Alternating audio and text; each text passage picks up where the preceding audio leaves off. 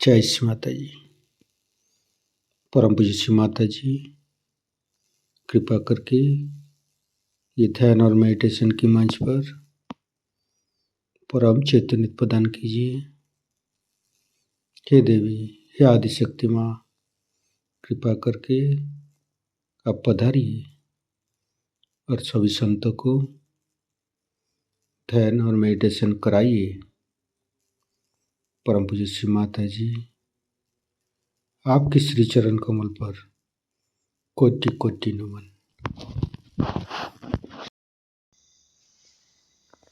कुंडली उठाकर बंधन लेंगे।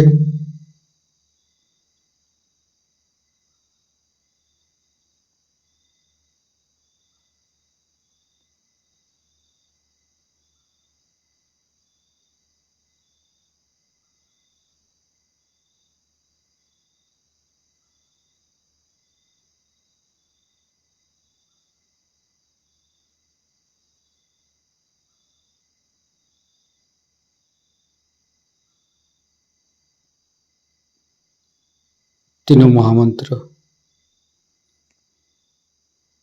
ओम तमेव साक्षात् श्री महालक्ष्मी महासरस्वती महाकाली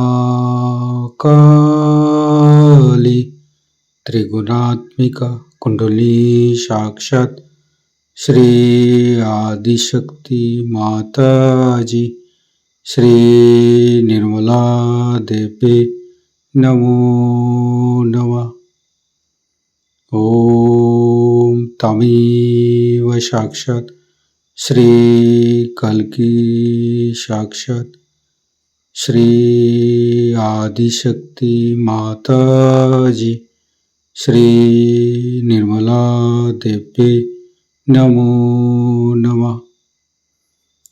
ओम तमेव साक्षात् श्री कल्की साक्षात् श्री सहस्रार स्वामिनी मोक्ष प्रदायिनी माता जी श्री निर्मला देवी नमो नमः।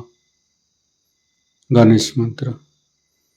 ओम तमेव साक्षात् श्री गणेश साक्षात् श्री आदिशक्ति माता जी श्री निर्मला देवी नमो नमः। दोनों हाथ श्री माता जी की तरफ। कुछ भी नहीं सोचेंगे। मन के अंदर समस्त चिंता को परम पूज्य श्री माता जी की श्री चरण पर समर्पित करेंगे। परम पूज्य श्री माता जी, हमारे हृदय को सच कीजिए। सच हृदय कमलासन पर आपके श्री चरण की पूजा होने दीजिए माँ।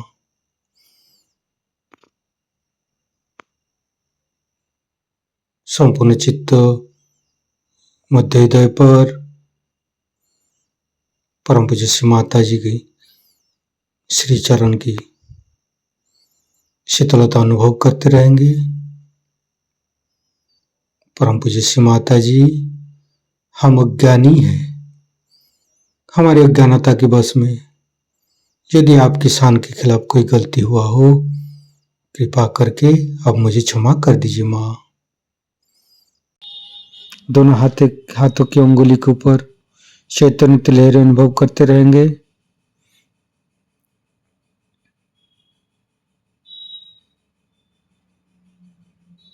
फिर धीरे धीरे चित्त को तीनों मूलाधार पर लेके आएंगे।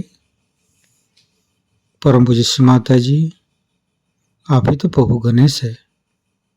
कृपा करके हमारे शरीर की तीनों नाड़ी सातों चक्र के ऊपर स्थान ग्रहण कीजिए और सभी चक्र के दोषों को, सभी चक्र के अंदर रोगों को दूर कीजिए माँ।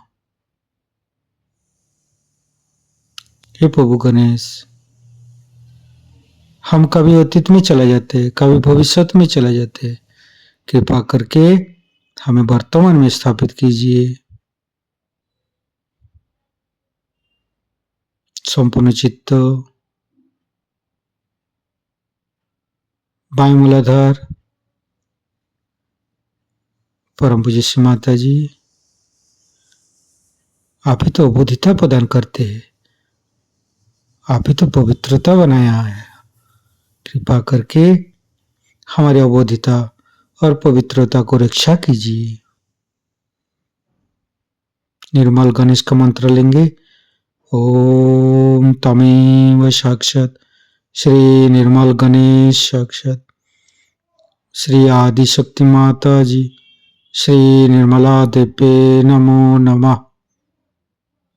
धीरे धीरे चित्त को राइट मूलाधार पर, परम पूज्य श्री माता जी, आप ही तो राक्षस संतरी है, आप ही तो राक्षस अग्नि है।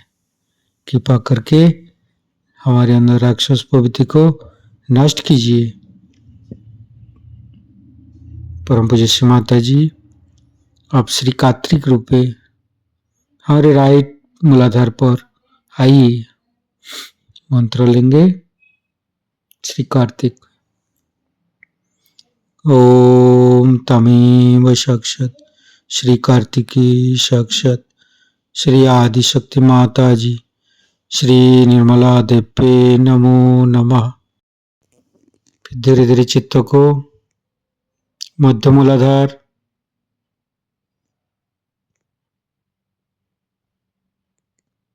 ओम गंग गणपते नमः 4 बार करेंगे।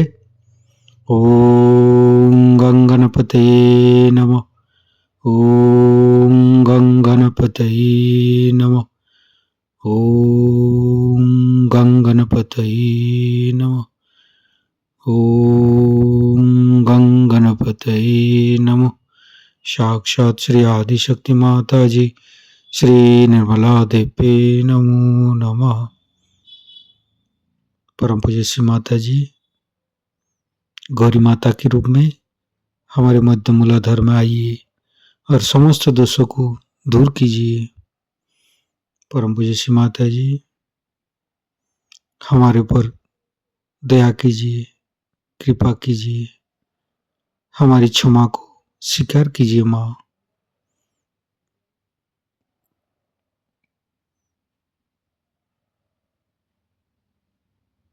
गणेश गौरी माता की मंत्र लेंगे। ओम तमेव साक्षात श्री गणेश गौरी माता साक्षात श्री आदिशक्ति माता जी श्री निर्मला देव्ये नमो नमः। धीरे धीरे चित्त को तीनों स्वादिष्ठान, तीनों नाभि, तीनों हृदय, तीनों विशुद्धि, लेफ्ट विशुद्धि। परम पूज्य श्री माता जी, आपकी परम कृपा में हम शुद्ध आत्मा है। शुद्ध आत्मा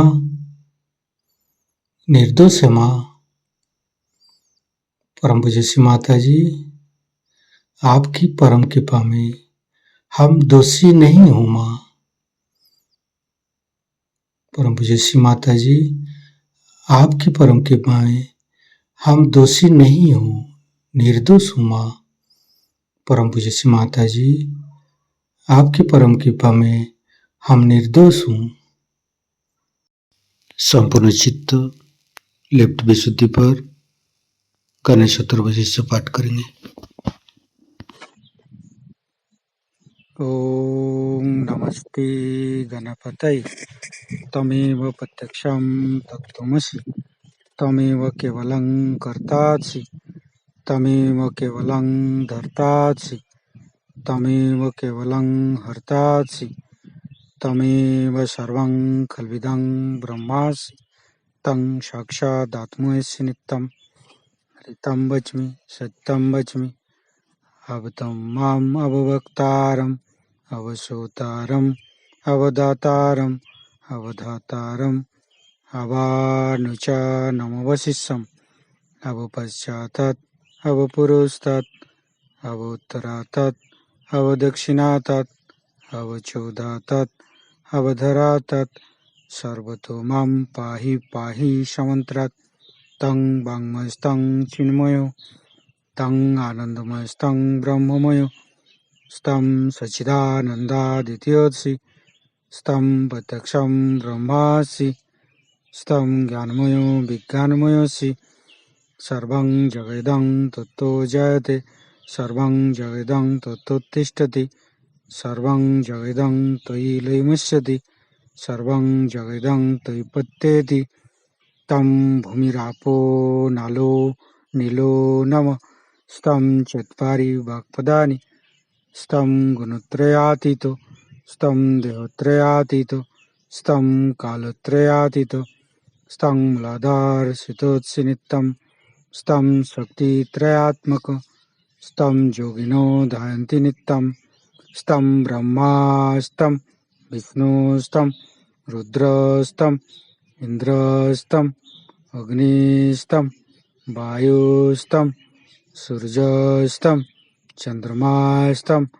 ब्रह्मभूर्भुवस्सुरं ज्ञानादिपूर्वमुच्चाय वर्णादि तदनंतर अनुसारो परतरो अर्धेन्दु उल्लसितं तारेण ऋतं एतत्तव मनुष्यरूपं गकारो पूर्वरूपम् अकारो मध्यमरूपम् अनुसारो शान्तिरूपं बिन्दु उत्तररूपं नादं संधानं संगीता सन्धि शैषा गणेशविद्या गणकऋषि निश्चित गायत्री छंद गणपतिर्देवता ओं गं गणपतये नमः एकदन्ताय विद्महे वक्रतुण्डाय धीमहि तन्नो दन्ति प्रचोदयात् एकदन्तं चतुर्हस्तं पाशमङ्कुशधारिणं रदं च वरदं हस्ते बिभ्राणं मूषकध्वजं रक्तं लम्बोदरं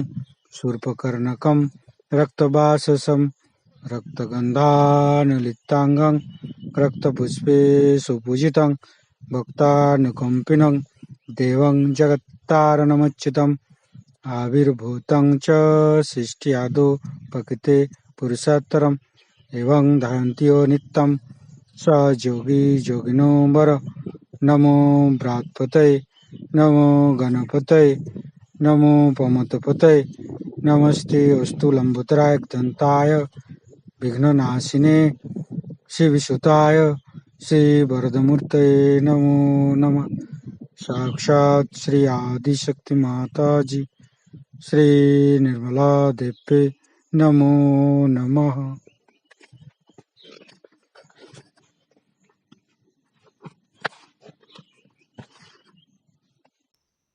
फिर धीरे धीरे चित्त को राइट विशुद्धि। श्री माता जी, हमारी वाणी की माधुर्य आप ही है माँ, आप ही तो हमें वाणी की माधुर्य प्रदान करते हैं माँ। कृपा करके हमारी राइट विशुद्धि पर माँ जसोदा और विट्ठल रुक्मणी रूप में आइए। धीरे धीरे चित्त को बुद्ध विशुद्धि।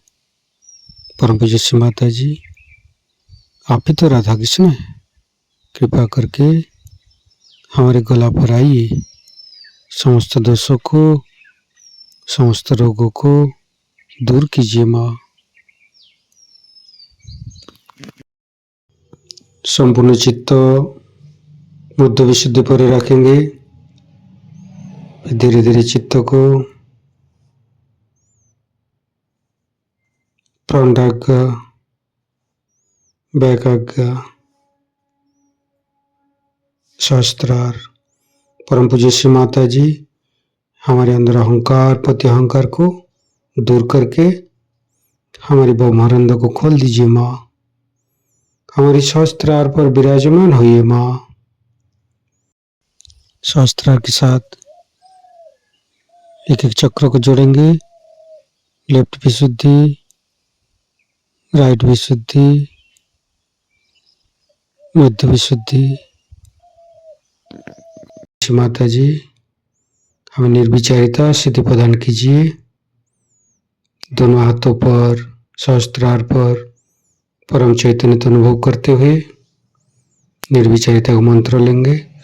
ओम तमेव साक्षात श्री निर्विचारिता साक्षात श्री आदिशक्ति माता जी श्री निर्मला देवे नमो नमः। परम पूज्य श्री माता जी हमारे ऊपर ऐसी कृपा कीजिए ताकि हम आपकी वाणी को सहस्त्रार से सुन सकूं। संपूर्ण चित्त सहस्त्रार पर परम पूज्य श्री माता जी का अमृत वाणी हम सहस्त्रार से ग्रहण करेंगे।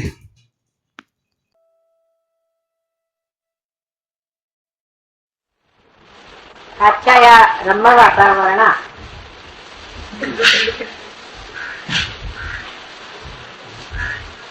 मी सर्व इथे रमलात आणि सहयोगाला हे सगळ्यात मोठं मिळालेलं आहे.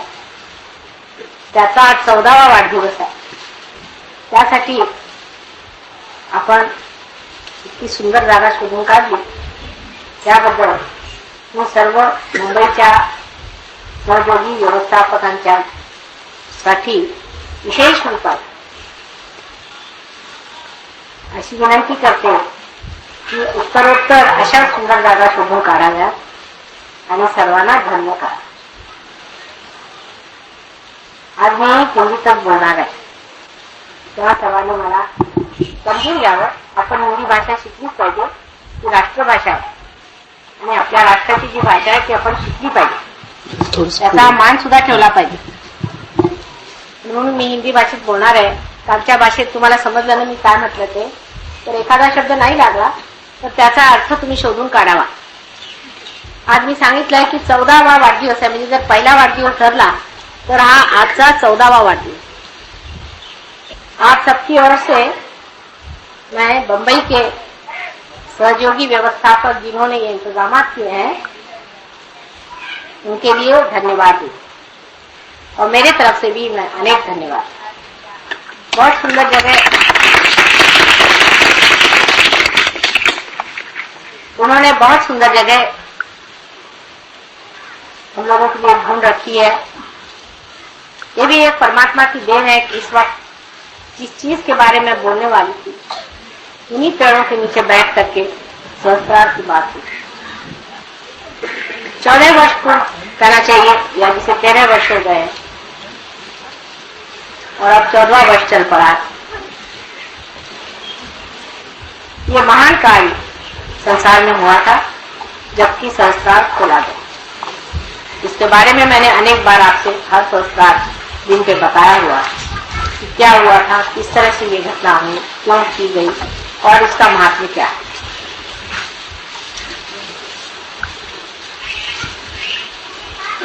लेकिन 14वां जन्मदिन एक बहुत बड़ी चीज, क्योंकि मनुष्य 14 स्तर पे रहता है और जिस दिन 14 स्तर वो लांघ जाता है तो वो पूरी तरह से सहयोगी हो जाता है. इसलिए आज सहयोग भी सहयोगी हो गया. आपके अंदर इस प्रकार परमात्मा ने 14 स्तर बनाए हैं. अगर आप गिनिए सीधे तरीके से तो भी अपने अंदर आप जानते हैं कि 7 चक्र की सर्वता मिल जाती है. 7 या उसके अलावा और 2 चक्र जो है उसके बारे में आप लोग बातचीत ज्यादा नहीं कर सकते. वो है चंद्र का चक्र और सूर्य का चक्र. फिर एक हंसा चक्र है. इस प्रकार 3 चक्र और आ तो 7 और 3 10. उसके ऊपर और 4 चक्र, सहस्त्रार से ऊपर और 4 चक्र हैं. और उन चक्रों के बारे में भी मैंने आपसे बताया था. अर्ध बिंदु, बिंदु, वलय और प्रदक्षिण, ऐसे 4. सहयोग के बाद भी जबकि आपका सहस्त्रार खुल गया है, उस पर भी ये 4 चक्रों में आपको जाना।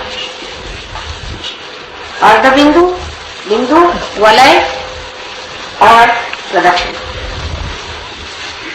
इस 4 चक्रों के बाद कह सकते हैं कि हम लोग सहयोगी हो। और दूसरी तरह से भी आप देखें तो हमारे अंदर 14 स्थितियां सहस्त्रार तक पहुंचने पर भी है, अगर उसको विभाजित की जाए तो। 7 चक्र अगर ईड़ा नाड़ी पर और 7 पिंगला नाड़ी पर है।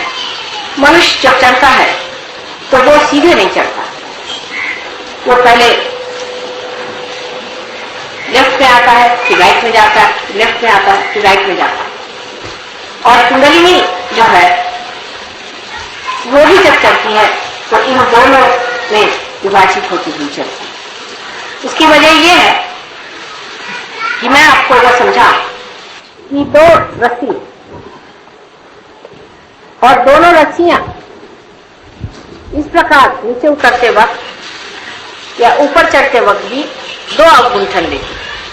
जब 2 अवगुंठन लेती है तो उसके लेफ्ट और राइट इस प्रकार से, पहले लेफ्ट और फिर राइट, दोनों के अवगुंठन होने से फिर राइट वाली राइट को आ जाती है, लेफ्ट वाली राइट को चली जाती है। आप अगर इसको देखें तो मैं आपको दिखा सकती हूँ कि अगर समझ लीजिए इस तरह से आया, अब इसने एक चक्कर लिया और दूसरा चक्कर लेने में फिर आ गई इसी तरफ से। इस तरफ से आया, इसने एक चक्कर लिया, फिर दूसरा चक्कर लिया, फिर इस प्रकार 2 अवगुंठन उसमें होते जाते हैं। इसीलिए आपको जब कुंडलिनी चढ़ती है उस चक्र पे आपको दिखाई देता है कि लेफ्ट पकड़ा है या राइट, क्योंकि कुंडलिनी तो एक, फिर आपको एक ही चक्र पे दोनों चीज दिखाई देती। इस प्रकार आप देखें कि लेफ्ट पकड़ा है या राइट पकड़ा।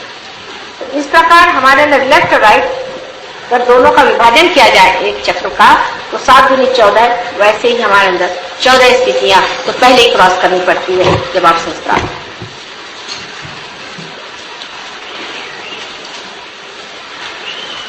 और अगर इसको आप समझ लें कि 7 ये और ऊपर के 7, इस तरह भी वो 14 का एक मार्ग है। इसलिए 14 की जो है वो कुंडलिनी शास्त्र में बहुत महत्वपूर्ण चीज है। और जब तक हम इस चीज को पूरी तरह से न समझ लें कि इस 14 चीजों से जब हम परे उठेंगे तभी हम सहयोग के पूरी तरह से अधिकारी हैं। हमको आगे बढ़ते ही रहना चाहिए और उसमें पूरी तरह से रचते रहना। राजना, विराजना, ये शब्द आपके सामने पहले बार भी मैंने बहुत कहे हैं, लेकिन आज के दिन विशेष करके हम लोगों को समझना चाहिए कि सहस्त्रार के दिन राजना क्या, विराजना क्या। अब आप यहां बैठे हैं, ये पेड़ों को आप देखिए, ये पेड़ श्रीफल का, नारियल को श्रीफल का, नारियल को श्रीफल कहा जाता है। श्रीफल जो नारियल है, इसके बारे में आपने कभी सोचा या नहीं पता, लेकिन बड़ी सोचने की चीज है इसे श्रीफल क्यों होता है। यह समुद्र के किनारे होता है और कहीं होता है। सबसे अच्छा जो फल होता है समुद्र के किनारे। वजह यह है कि समुद्र जो है ये धर्म है। जहां धर्म होगा वहां श्रीफल फल, जहां धर्म नहीं होगा वहां श्रीफल है। लेकिन समुद्र के अंदर सभी चीजें बसी रहती हैं, हर तरह की सफाई, गंदगी, हर चीज इसमें होती। ये पानी भी नमक से भरा, इसमें नमक। ईसा मसीह ने कहा था कि तुम संसार के नमक, मैंने हर चीज में आप पूछ सकते हैं, हर चीज में आप स्वाद दो। नमक को, नमक के बगैर इंसान जी नहीं। जो हम ये प्राण शक्ति अंदर लेते हैं, अगर हमारे अंदर नमक न हो तो प्राण शक्ति भी कुछ कार्य नहीं। ये कैटलिस्ट है। और ये नमक जो है ये हमें जीने का, संसार में रहने का, प्रपंच में रहने की पूर्ण व्यवस्था नमक है। अगर मनुष्य में नमक न हो तो किसी काम का इंसान। लेकिन परमात्मा की तरफ जब ये चीज उठती है तो वो सब नमक को नीचे ही छोड़, सब चीज छूट जाए। और जब इन पेड़ों पे सूर्य की रोशनी पड़ती है और सूर्य की रोशनी पड़ने पर जब इसके पत्तों का रस और सारे पेड़ का रस ऊपर की ओर खिंचाता है क्योंकि इवेपोरेशन होता है, तब इसमें से जो इस तना में से जो यही पानी ऊपर बहता है वो सब कुछ छोड़ करके इस 14 चीजों को लांग करके ऊपर जा करके श्रीफल, वही श्रीफल आप और देवी को श्रीफल जरूर देना। श्रीफल दिए बगैर पूजा संपन्न है। श्रीफल भी एक अजीब तरह से बना हुआ है, दुनिया में ऐसा कोई सा भी फल नहीं जैसे श्रीफल, उसका कोई सा भी हिस्सा बेकार नहीं है, उसका एक एक हिस्सा इस्तेमाल होता है, इसके पत्तों से लेकर हर चीज इस्तेमाल होती है, पर श्रीफल का भी हर एक चीज इस्तेमाल। और देखें श्रीफल भी मनुष्य के सहस्त्रार जैसे बाल अपने हैं, इस तरह से श्रीफल के भी बाल हैं। यही श्रीफल, इसमें बाल होते हैं ऊपर में, इसके प्रोटेक्शन के, मृत्यु से प्रोटेक्शन हमें बालों से, इसलिए बालों का बड़ा मान किया जाता है। बाल बहुत मान और बड़ी शक्तिशाली चीज है क्योंकि आपको प्रोटेक्ट कर,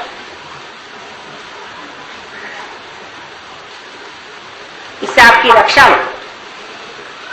और इसके अंदर जो हमारे जो क्रेनियल बोन्स है, जो हड्डियां, वो भी आप देखते हैं कि श्रीफल के अंदर में बहुत तरफ इस तरह का एक ऊपर से आवरण है।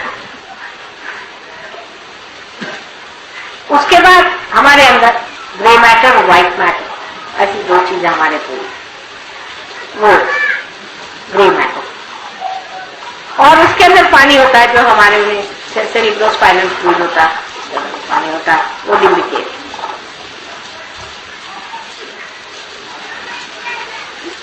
तो ये साक्षात श्रीफल जो है यही हमारा, जब इनके लिए ये फल है तो हमारे लिए ये फल, जो हमारा ब्रेन है ये हमारे सारे उत्क्रांति का फल है। आज तक जितनी हमारा इवोल्यूशन हुआ है, जो अमीबा से आज हम इंसान बने, वो सब हमने इस ब्रेन के फलस्वरूप पाया। ये जो ब्रेन है, ये सब कुछ हमने जो कुछ पाया इस ब्रेन, इसी में सब तरह की शक्तियां, सब तरह का इसी में सब पाया हुआ धन संचित। अब इस हृदय के अंदर जो आत्मा विराजती है और उसका जो प्रकाश हमारे अंदर सहयोग के बाद 7 परतों में फैलता है दोनों तरफ से, वो तभी हो सकता है जब आदमी का सहस्त्रार। अभी तक हम इस दिमाग से दो ही काम करते हैं। आत्म साक्षात्कार से पहले सिवाय इसके कि हम अहंकार और सुपर ईगो, इन दोनों के माध्यम से जो कार्य करना है वो करते हैं। अहंकार और प्रति अहंकार, या आप कहिए मन और अहम, इन दोनों के सहारे हम सारे कार्य करते हैं। लेकिन रियलाइजेशन के बाद हम आत्मा के सहारे कार्य करते हैं। आत्मा रियलाइजेशन से पहले हृदय में ही विराजमान, बिल्कुल अलग तना क्षेत्र के बना हुआ। आप देखते रहे, उसका काम वो अपना जैसा भी है देखने का मात्र वो करते रहता है, लेकिन उसका प्रकाश हमारे चित्त में नहीं, वो हमसे अलग है, वो चित्त में नहीं।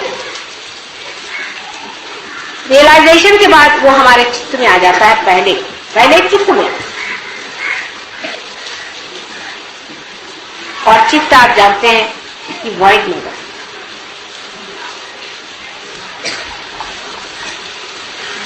उसके बाद उसका प्रकाश सत्य में आ जाता है, क्योंकि हमारा जो मस्तिष्क है उसमें प्रकाश आ जाने से हम सत्य को जानते हैं। जानते माने ये नहीं कि बुद्धि से जानते हैं, पर साक्षात में जानते हैं कि यह है सत्य। उसके बाद उसका प्रकाश हृदय में दिखाई, हृदय प्रगाढ़, हृदय बढ़ने लग जाता है, विशाल होने लगता है, उसकी आनंद की शक्ति में। इसीलिए सच्चिदानंद, सत्य, चित्त और आनंद। सत्य मस्तिष्क में, चित्त हमारे धर्म में और आनंद हमारे आत्मा में प्रकाशित होने लगता है। उसका प्रकाश पहले धीरे धीरे फैलता है, ये आप सब जानते हैं। उसका प्रकाश धीरे धीरे बढ़ता है, सूक्ष्म चीज होती है, पहले बहुत सूक्ष्म, क्योंकि हम जिस स्थूल व्यवस्था में रहते हैं उस व्यवस्था में उस सूक्ष्म को पकड़ना कठिन जाता है। धीरे धीरे वो पकड़ आ जाता है। उसके बाद आप बढ़ने लग जाते, अग्रसर हो। सहस्त्रार का एक पर्दा खुलने से ही कुंडली ऊपर आ जाए, लेकिन उसका प्रकाश चारों तरफ जब तक नहीं फैलेगा, सिर्फ ऊपर कुंडली नहीं आ जाने से आपने सदाशिव के पीठ को नमस्कार कर, आपके अंदर की आत्मा का प्रकाश धुंधला धुंधला बहना, लेकिन अभी इस मस्तिष्क में वो पूरा खिला। अब आश्चर्य की बात है कि आप अगर मस्तिष्क से इसको फैलाना चाहे तो नहीं फैला। अपना मस्तिष्क और अपना हृदय, इसका अब बड़ा संतुलन उठाना होगा। आपको तो पता ही है कि जब आप अपने बुद्धि से बहुत ज्यादा काम करते हैं तो हार्ट फेलियर हो जाता है, और जब हम हार्ट से बहुत ज्यादा काम करते हैं तो आपका ब्रेन फेलियर। इनका एक संबंध बना ही हुआ, पहले से बना, बहुत गहन संबंध।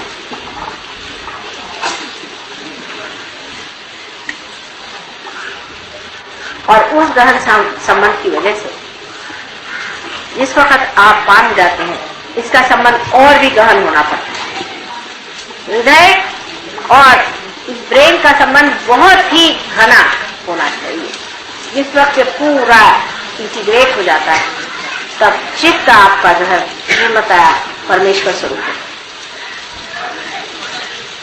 ऐसा ही कहा जाता है हठ योग में भी कि मन और अहंकार दोनों का लय हो जाता है। लेकिन इस ऐसी बात करने से तो किसी के समझ में नहीं आएगा इसका लय कैसे होगा। मन और अहंकार, वो मन के पीछे लगे रहते हैं, अहंकार के पीछे लगे रहते हैं। अहंकार को मारते रहो तो मन बढ़ जाता है, मन को मारते रहो तो अहंकार बढ़ जाता है। मुझे समझ नहीं आता ये पागलपन क्या है, ये किस तरह से किया जाए। मन और अहंकार दोनों को किस तरह से जीता है, उसका एक ही द्वार है, आज्ञा। आज्ञा चक्र पे काम करने से मन और अहंकार जो है पूरी तरह से लय हो जाता है, और वो लय होते ही हृदय और ये जो ब्रेन है इनमें पूरा सामंजस्य पहले आ जाता है, रिकॉर्ड। लेकिन एकता नहीं है, इस एकता को ही हमको पाना है। तो आपका जो हृदय है वही सहस्त्रार हो जाता है, और आपका जो सहस्त्रार है वही होता है। जो आप सोचते हैं वही आपके हृदय में है, और जो कुछ आपके हृदय में है वही आप सोचते हैं। ऐसी जब गति हो जाए तो कोई भी तरह की आशंका, कोई भी तरह का अविश्वास, किसी भी तरह का भय, कोई सी भी चीज नहीं। जैसे आदमी को भय लगता है तो उसे क्या करते हैं, उसको ब्रेन से सिखाते हैं कि देखो भाई भय करने की कोई बात नहीं, देखो तुम तो बेकार चीज को डर रहे थे, ये देखो प्रकाश लेकर।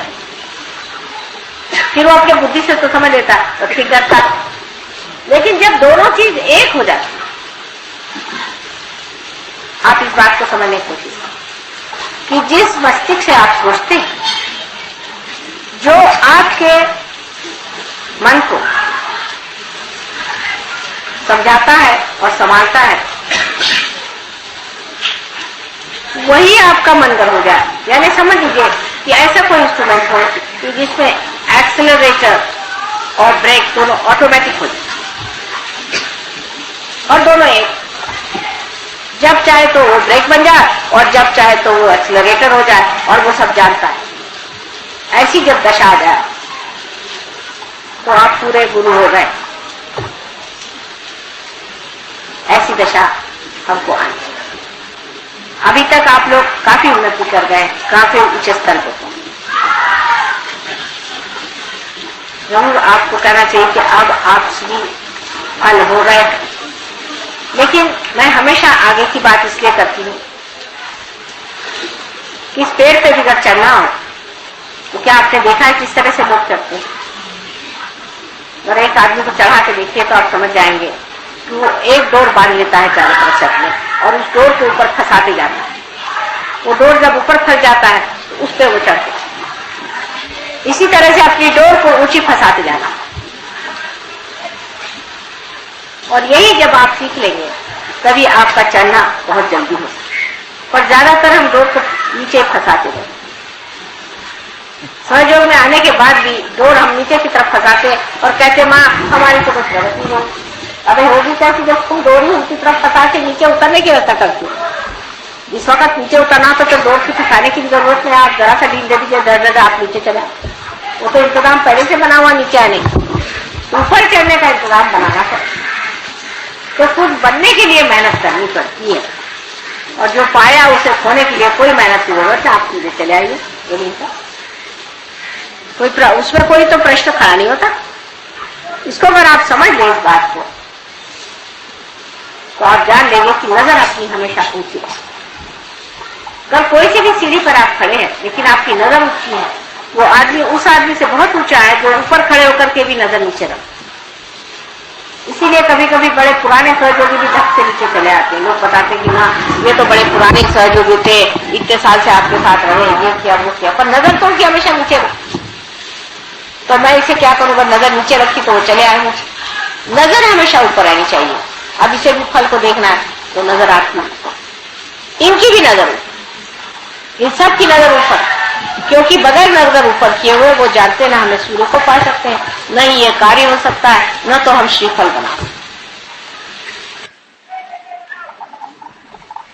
वृक्ष को बहुत अच्छे से देखना चाहिए और समझना चाहिए। सहयोग आप वृक्ष से बहुत अच्छे से सीखते। बड़ा भारी ये आपके लिए गुरु है। जैसे कि जब हम वृक्ष की ओर देखते हैं तो पहले देखना चाहिए कि ये अपनी जड़ों को कैसे बैठा। पहले अपनी जड़ को ही संभाल लेता है, और जड़ को संभालने के लिए वो क्या करता है, जड़ में घुसा जाता है। ये हमारा धर्म, यही हमारा चित्त है, इसलिए ये घुसा चला है, और उसी चित्त से वो खींचता है उस सर्वव्यापी शक्ति। ये तो उल्टा पेड़ है, ऐसा कहिए तो उस सर्वव्यापी शक्ति को ये जड़ खींच लेगा, और इसको खींचने के बाद में आखिर उसको खींच के करना क्या, फिर उसकी नजर ऊपर जाती है और इसी प्रकार वो श्रीफल बना। आपका सहस्त्रार भी इसी श्रीफल जैसा मां को अत्यंत प्रिय, और इसी सहस्त्रार को समर्पण करना। अनेक लोगों ने कल मुझसे कहा कि मां हाथ में तो ठंडा आता है, पैर में भी ठंडा आता है, तो ध्यान वहां कौन बैठा हुआ, बस इसको जान लेना चाहिए, यहाँ से ठंडक आ जाए। और वहां जो बैठे हुए हैं वो सारे ही चीजों का फल है। इस पेड़ की जो नीचे गड़ी हुई जड़ें हैं वो भी उसी से चले। इसकी जो तना है, इसकी जो मेहनत है, इसका जो इवोल्यूशन है, ये सब कुछ अंत में जाकर के वो फल है। उस फल में सब कुछ नहीं है, फिर से उस फल को आप जमीन में डाल दीजिए, फिर से यही सारी चीजें बनाए। वो सब का अर्थ वही है, वो सब का अंत वही है। सारे संसार में जो कुछ भी आज तक परमात्मा का कार्य हुआ है जो भी उन्होंने कार्य किया उसका सारा समग्र स्वरूप फल स्वरूप आज का हमारा ये महायोग है। और उसके स्वामिनी कौन है आप जानते। तो ऐसे शुभ समय पे आप लोग पैदा हुए हैं, ऐसे शुभ अवसर में आकर के आपने प्राप्त किया, तो धन्य समझना चाहिए और इस फल स्वरूप होकर के और आपने समर्पित। पेड़ से तभी फल हटाया जाता है जब वो परिपक्व होता है, नहीं तो बेकार है। तो उससे पहले तो मां को नहीं दिया, इसके परिपक्वता नहीं चाहिए, बचपना छोड़ दे। जब तक बचपना रहेगा आप पेड़ पे चिपके रहेंगे, तो समर्पण के लिए पेड़ पे चिपका हुआ फल किसका होगा। उस पेड़ से हटा करके जब वो समर्पित हो तभी माना जाता है कि पूजा संपन्न हुई। इसके सहज हो समझने के लिए एक बड़ा भारी आपके सामने प्रतीक रूप से स्वयं साक्षात श्री बलि खड़ा हुआ है। ये बड़ी मेहरबानी हो गई कि आज यहाँ पर हम लोग सब एकत्रित हुए और इस महान समारोह में इन सब पेड़ों ने भी हमारा साथ दिया है। ये भी सारी बातों से नादिक, ये भी स्पंदित और ये भी सुन रहे हैं, इसी ताल पे ये भी नाच रहे हैं, ये भी समझ रहे हैं कि बात क्या है। इसी प्रकार आप लोग के भी जो श्रीफल है उसको पूरी तरह से उसको परिपक्व करने का एक ही तरीका है कि अपने हृदय से सामंजस्य बनाए, हृदय से एकाकार होने की। हृदय में और मस्तिष्क में कोई भी अंतर नहीं है। हृदय से इच्छा करते हैं और मस्तिष्क से उसको पूर्ति करते हैं। दोनों चीज जब एकाकार हो जाएगी तभी आपको उसका पूरा लाभ। अब सर्वसाधारण लोगों के लिए सहयोग एक बड़ी सीक्रेट बात है, उनकी समझ में आती, क्योंकि उनका जीवन ही रोजमर्रा का उसी लेवल पर उसी पे चलते हैं। लेकिन आपका लेवल अलग, आप अपने लेवल से नहीं, दूसरों की ओर अधिकतर जब आप देखते हैं तो दया देखते, क्योंकि ये बेचारे क्या, उनका क्या हो, कहाँ जाए कि समझ नहीं आता, इनकी गति क्या, कौन से मार्ग में पहुंचने वाले, इसको समझ करके और आप लोग ये समझे कि इनको अगर समझाने से समझ आ जाए सहयोग तो बहुत अच्छा है, समझाया जाए, उनको बताया जाए। लेकिन अगर ये लोग परवाह न करें तो इनके आगे सर फोड़ने से कोई फायदा नहीं, अपने स्टीफ फल को फोड़ने से कोई फायदा नहीं। इसको बचा के उसका कार्य बहुत ऊंचा है, उसको बड़े ऊंचे चीज के लिए आपने पाया हुआ है और उसी ऊंचे स्तर पे इसे रखें और उसी संपन्न अद्भुत स्थिति को प्राप्त होने पर ही आप अपने को धन्य समझ सकते। इसलिए इसको व्यर्थ चीजों के लिए अपनी खोपड़ी फाड़ने की कोई जरूरत नहीं, किसी से आगे करने की जरूरत है, पर अपनी स्थिति को बनाए रखना चाहिए, नीचे उतरना नहीं चाहिए। ये जब तक नहीं होगा तब तक सहयोग का पूरा आपने जो कुछ समर्पण था वो नहीं पाए, जो कुछ अपनाना था वो नहीं पाए, जो कुछ ग्रोथ थे वो नहीं पाए, जो आपकी पूरी तरह से सर्वांगीण पूरी उन्नति होने की थी वो नहीं हुई और आप गलत फहमी में थे। इससे किसी भी मिथ्या चीज पर आप ये न सोचे कि हम कोई बड़े भारी सहयोगी हो गए या कुछ। जब आप बहुत बड़े हो जाते तो आप झुक जाते। देखिए इन पेड़ों की ओर हवा उल्टी तरफ बह रही, वास्तविक में पेड़ों को तो इस तरफ झुक जाना चाहिए, जबकि हवा इस तरफ बह रही, लेकिन पेड़ किस तरफ झुके जाते। आप लोगों ने कभी मार्क किया है कि सारे पेड़ों की दिशा उधर, क्यों वहां से तो हवा आकर के इसको ढकेले जा रही, फिर तो भी पेड़ उसी तरफ क्यों झुक रहे। अगर ये हवा में चले तो न जाने और कितने ये लोग झुक जाए, क्योंकि ये जानते हैं इस सब को देने वाला वो, उसके प्रति नतमस्तक होकर के वो झुक रहे हैं। और वो देने वाला जो है वो है धर्म। हमारे अंदर जो धर्म है जब वो पूरी तरह से जागरूक होगा, पूरी तरह से कार्यान्वित होगा, तभी हमारे अंदर के श्रीफल इतने मीठे, सुंदर और पौष्टिक। तो आपके जीवन से ही संसार आपको जानेगा और किसी चीज से नहीं जानेगा।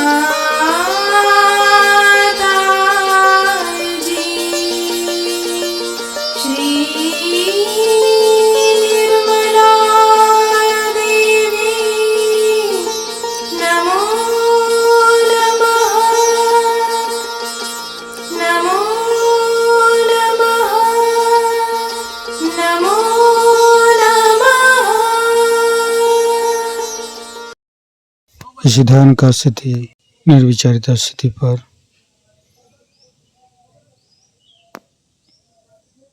परम चैतन्य अनुभव करते हुए परम पूज्य श्री माता जी आज का ध्यान करा के आपने जो हमको परम चैतन्यित की है, इसके लिए मैं आपको कोटि कोटि नमन। कुंडली उठाकर बंधन लेंगे।